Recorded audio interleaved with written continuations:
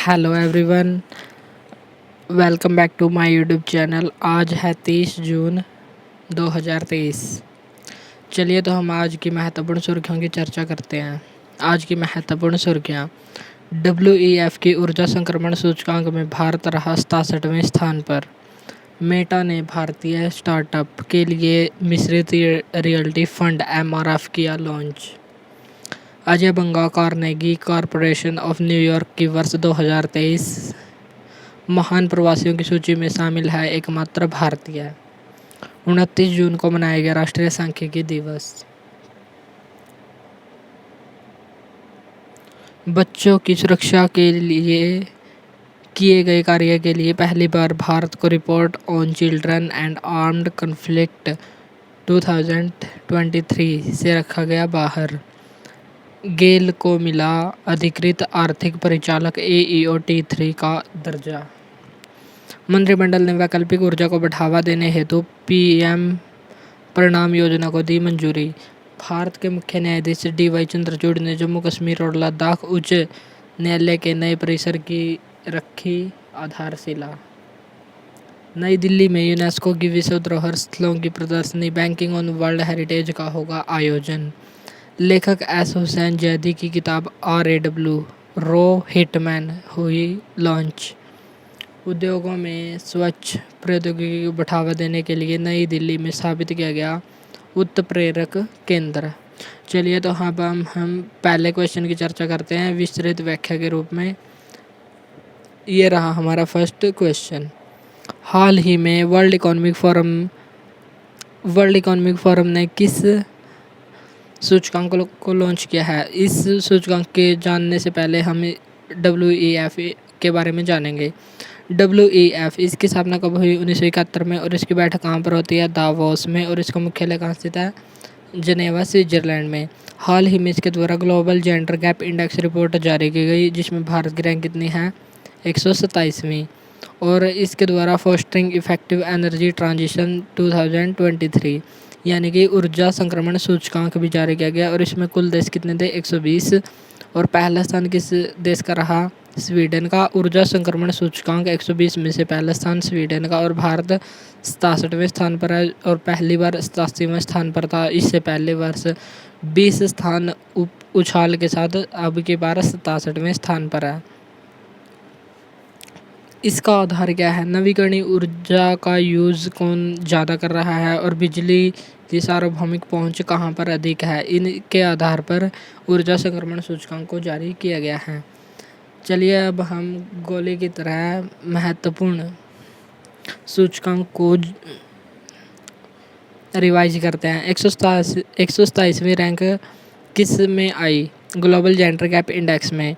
और 132वीं rank human development index HDI में UNDP द्वारा जारी किया जाता है। 107 global hunger index. 126 world happiness index.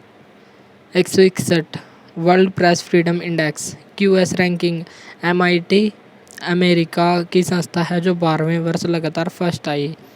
Third global unicorn index. Fourth global fire power index. 30 logistics performance index world bank द्वारा जारी किया जाता है। 42वीं IP index intellectual property index बौद्धिक संपदा सूचकांक 42वां स्थान। नेक्स्ट क्वेश्चन है हाल ही में MR फंड की शुरुआत किसने की है? MR फंड की फुल फॉर्म है मिक्स्ड रियल्टी फंड मिश्रित वास्तविकता फंड।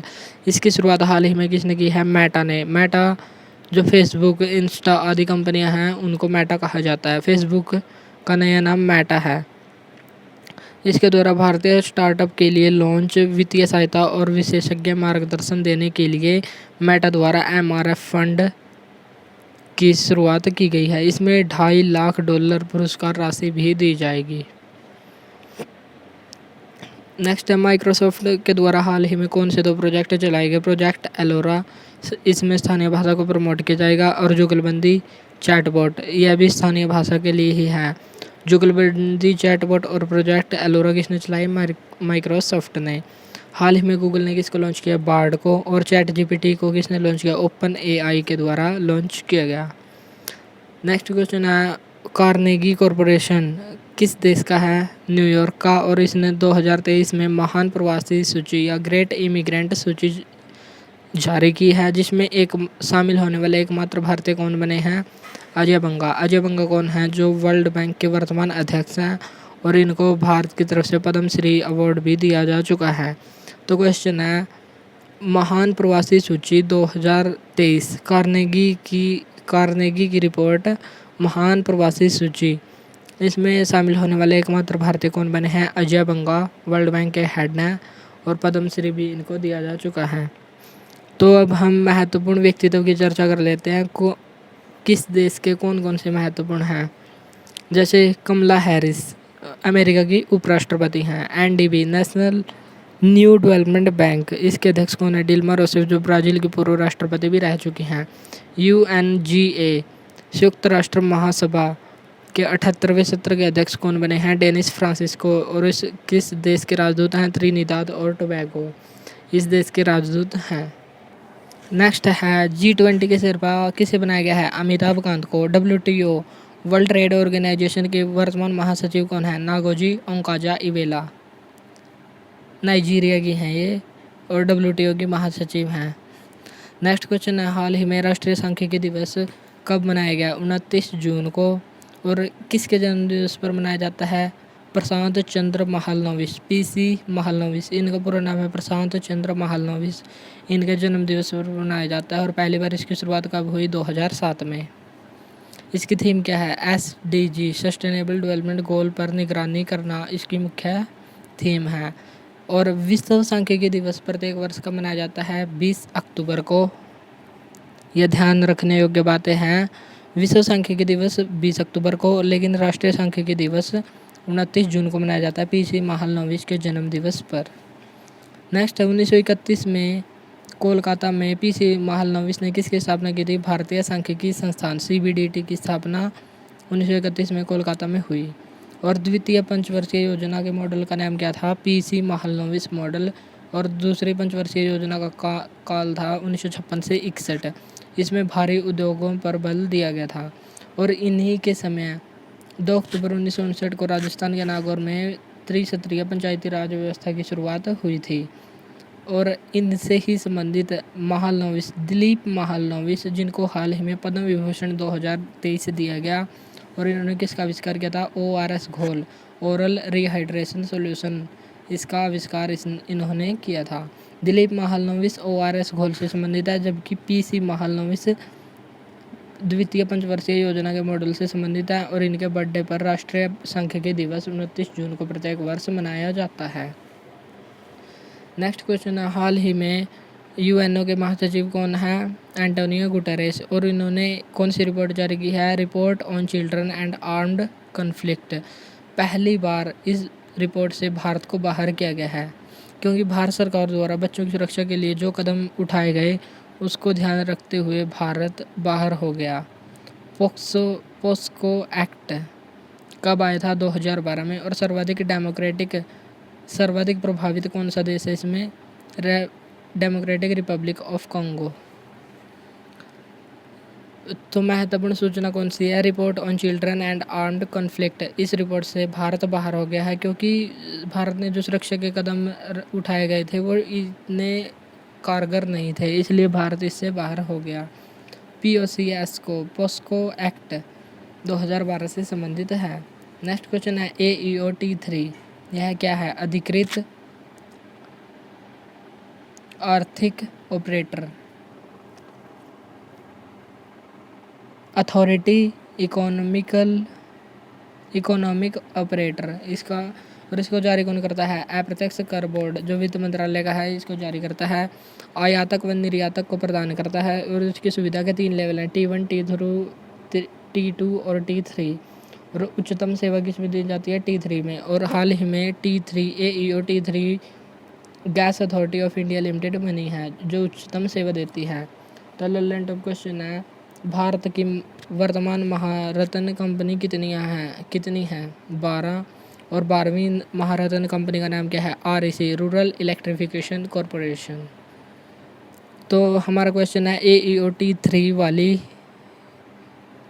उच्चतम सेवा वाली कंपनी कौन सी बनी गई है? GAIL, gas authority of India limited. Next question, PM Pranam योजना का संबंध किससे है? इसका संबंध भूमि प्रदूषण को रोकने से है और इसकी घोषणा कब हुई थी? बजट 2023-24 के घोषणा के दौरान ही इसको लॉन्च किया गया था।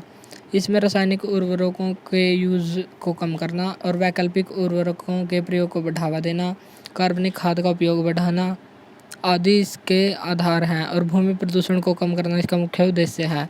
इसकी मंजूरी हाल ही में किसने दी है? मनसुख मंडाविया ने, जो भारत के रसायन मंत्री और स्वास्थ्य मंत्री भी हैं। रसायन मंत्री होने के नाते इन्होंने पीएम प्रणाम योजना को मंजूरी दी। लैलेंड ऑफ क्वेश्चन है, गोल्ड यूरिया, इसमें किस तत्व की अधिकता होती है? यह सल्फर युक्त यूरिया कहलाता है। मिट्टी में सल्फर की कमी को दूर करना इसका मुख्य उद्देश्य है। हाल ही में तरल नैनो यूरिया संयंत्र का पहला संयंत्र कहाँ शुरू हुआ? कलोल, गुजरात में इफ्को द्वारा, और दूसरा प्रयागराज में। यूरिया का सूत्र क्या है? NH2CO NH2।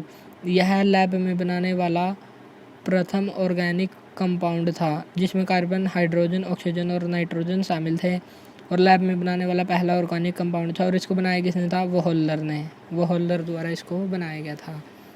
मिष्टी योजना का संबंध किससे है? मैंग्रोव वनस्पति से। नेक्स्ट क्वेश्चन है, हाल ही में भारत के यूटी जो हाई कोर्ट है भारत में ऐसे कितने यूटी हैं जिसमें खुद का हाई कोर्ट है? एकमात्र दिल्ली वर्तमान में, लेकिन हाल ही में जम्मू कश्मीर और लद्दाख के नए हाई कोर्ट का परिसर की आधारशिला जम्मू के रायका में रखी गई है और इसकी आधारशिला किसने रखी? 50वें मुख्य न्यायाधीश, भारत के मुख्य न्यायाधीश DY चंद्रचूड़ द्वारा इसकी आधारशिला जम्मू के रायका में रखी गई। पंजाब और हरियाणा का हाईकोर्ट कहाँ स्थित है? चंडीगढ़ में। भारत के में वर्तमान कितने हाईकोर्ट हैं? 25। हाईकोर्ट किस अनुच्छेद के तहत लीगल राइट और फंडामेंटल राइट के संदर्भ में रिट जारी कर सकता है? अनुच्छेद 226। लेकिन सुप्रीम कोर्ट मौलिक अधिकारों के उल्लंघन के मामले में किस अनुच्छेद के तहत रिट जारी कर सकता है? अनुच्छेद 32। नेक्स्ट क्वेश्चन है, हाल ही में यूनेस्को विश्व धरोहर प्रदर्शनी बैंकिंग ऑन वर्ल्ड हेरिटेज का आयोजन कहाँ पर किया गया? नई दिल्ली में। यूनेस्को में वर्तमान में कितनी साइटें शामिल हैं? 40 और 40वीं कौन है? धौलावीरा, गुजरात में स्थित है। प्रत्येक विश्व धरोहर पर जो बैंकिंग नोट दिखाया गया था उसका प्रदर्शन किया जाएगा। इसने हाल ही में एक प्रदर्शनी का आयोजन किया है, बैंकिंग ऑन वर्ल्ड हेरिटेज, यह इसका नाम है और इसका आयोजन हुआ नई दिल्ली में। इसमें क्या प्रदर्शित किया जाएगा? जो विश्व धरोहर पर जो बैंक नोट जारी दिखाया गया था उसका प्रदर्शन यहाँ पर किया जाएगा और इनका कलेक्शन किसने तैयार किया है? सुशील रुक्मणी के द्वारा तैयार किया गया है। लैलेंड ऑफ क्वेश्चन है, 40वीं वैश्विक धरोहर कौन सी है? धौलावीरा, जो हड़प्पा स्थल है, गुजरात में स्थित है। 39वीं विश्व धरोहर कौन सी है? रामप्पा मंदिर, तेलंगाना में। भारत में कुल 40 धरोहर हैं जिसमें से सांस्कृतिक धरोहर 32 हैं, प्राकृतिक 7 और मिश्रित 1 है। एकमात्र है सिक्किम की कंचनजंगा नेशनल पार्क, यह मिश्रित धरोहर है। नेक्स्ट हाल ही में रो हिटमैन बुक जारी हुई है, उसके लेखक कौन है? S हुसैन जैदी। रो की फुल फॉर्म क्या है? Research and analytic wings. और इसके वर्तमान अध्यक्ष कौन है? रवि सिन्हा। रो एजेंट लक्ष्मण सिंह की सच्ची कहानी का वर्णन किसमें किया गया है? रो हिटमैन में। और इसके लेखक कौन है? S Hussain Zaidi. Next question है, उद्योगों में स्वच्छ प्रौद्योगिकी को बढ़ावा देने के लिए दिल्ली में स्थापित किया गया उत्प्रेरक केंद्र। आज के लिए इतना ही, मिलते हैं नेक्स्ट वीडियो में। Thanks for watching this video.